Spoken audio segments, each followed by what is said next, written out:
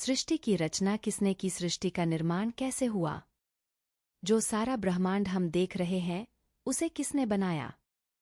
दुनिया से परे की किसी चीज ने इसे बनाया है। आपने और मैंने इस धरती को नहीं बनाया, यह बात साफ है। फिर इसे बनाया किसने? आप सृष्टि की रचना के पीछे का विज्ञान जानते हैं। दुनिया भर के धर्म अपनी अपनी व्याख्याएं देते रहे हैं, जिन्हें आमतौर पर एक खास मकसद से सुनाया जाता है।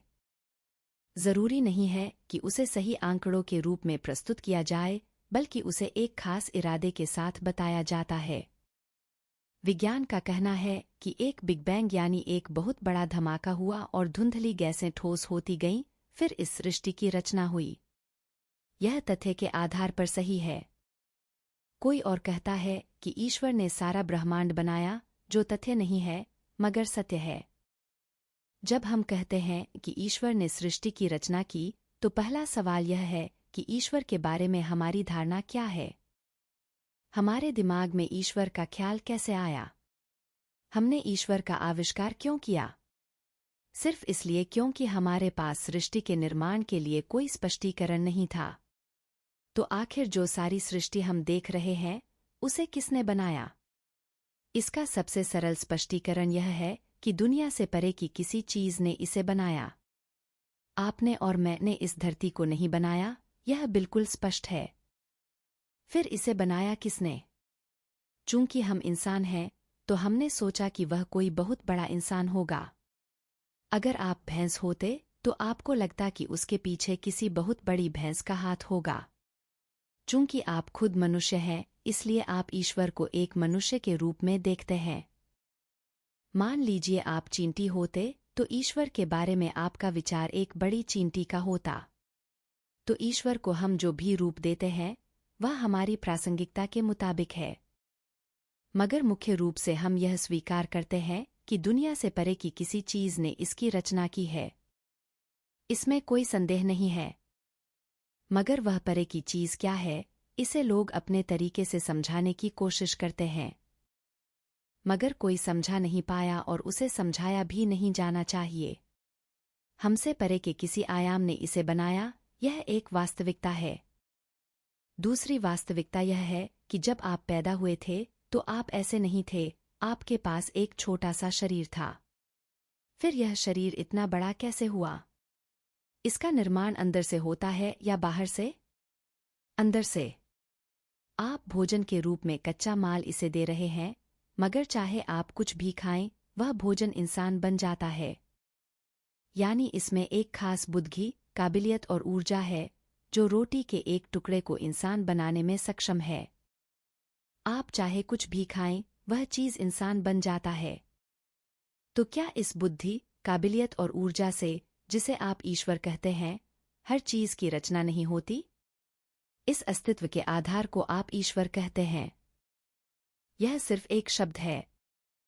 आप चाहे उसे ईश्वर कहें, शिव कहें, राम कहें, चाहे जो भी कहें, मुख्य रूप से वह इस सृष्टि का आधार है, जिसके लिए आप उसके सामने झुकते हैं, क्योंकि वह आपसे परे है।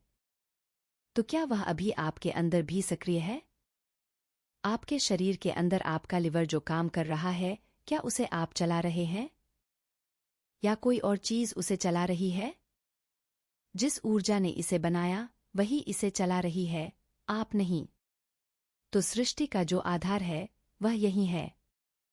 अगर किसी पेड़ को बड़ा होना है, फूल को खिलना है और कुछ भी घटित होना है, तो उसमें वही ऊर्जा काम कर रही है। यह उसी की रचना है।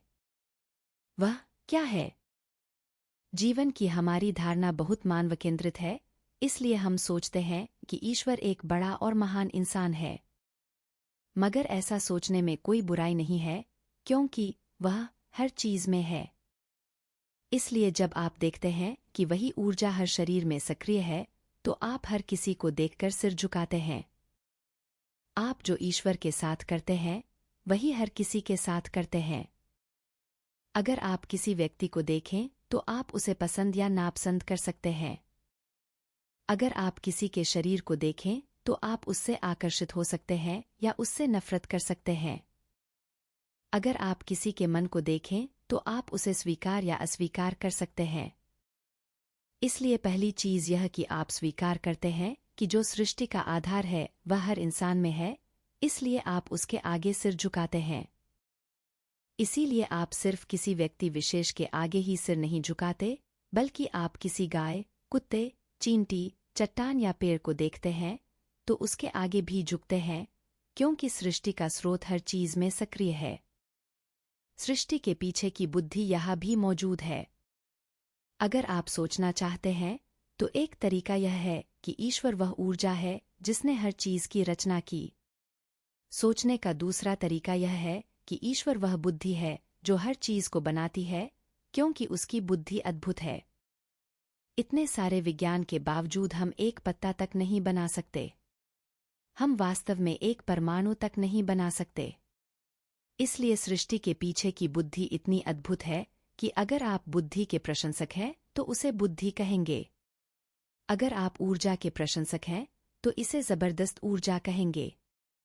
अगर आप आकारों और रूपों के प्रशंसक हैं तो आप इसे पुरुष, स्त्री या और कुछ कहेंगे। तो मुख्य बात यह है कि आपके बोध से परे एक आयाम, बुद्धि और ऊर्जा है जो हर चीज को चला रही है।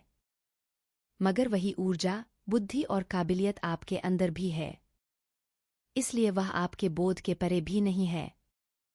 अगर आप चाहें तो उसका अनुभव कर सकते हैं, मगर उसे समझा नहीं सकते।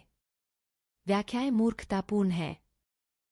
व्याख्याएं और दलीलें अपने अहं को संतुष्ट करने के लिए होती हैं, मगर उसका अनुभव करने में हर इंसान सक्षम है।